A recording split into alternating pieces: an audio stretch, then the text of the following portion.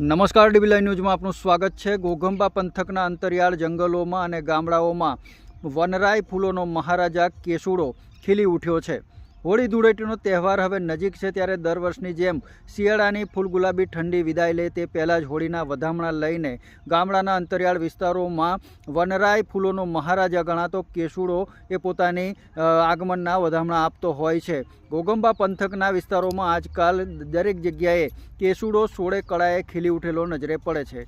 ફાગણ સુદ પૂનમના દિવસે હોળી પ્રગટાવ્યા પછી હોળીના બીજા દિવસે ઘોઘંબા અને પંચમહાલની અંદર ધૂળેટીનો તહેવાર મનાવવામાં આવે છે, જેમાં લોકો એકબીજા ઉપર કલર છાંટી આનંદ માણતા હોય છે।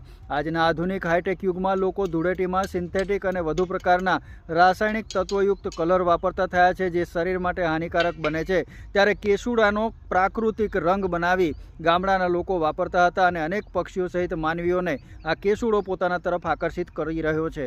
ત્યારે આ વિસ્તારના પ્રકૃતિ પ્રેમી અને પર્યાવરણવિદ લક્ષ્મણ રાઠવાના જણાવ્યા મુજબ કેસુડો માત્ર ધૂળેટી રમવા પૂરતો જ નહીં, પરંતુ એક આયુર્વેદિક અમૂલ્ય ઔષધ તરીકે પણ માનવ શરીરને અનેક રોગોથી દૂર કરવા માટે જાણીતો છે।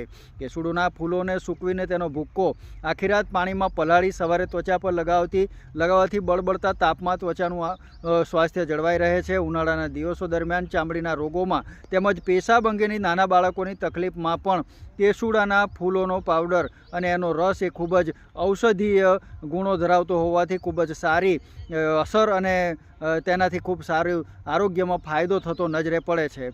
તંદુરસ્ત જીવન જીવવા માટે ઝાડમૂળી વનસ્પતિઓનો રાજા ગણાતો કેસુડો એ આજકાલ ઘોઘંબા પંથકમાં ઠેર ઠેર જોવા મળી રહ્યો છે અને કેસુડોના વૃક્ષના પાન વડે ગામડાના લોકો પાન પડિયાના પતરાળા પણ બનાવી અને એમાં જમવાનું પણ ઉપયોગમાં કરતા હતા। લક્ષ્મણ રાઠવા સાથે ડીબી લાઈવ ન્યૂઝ, ઘોઘંબા।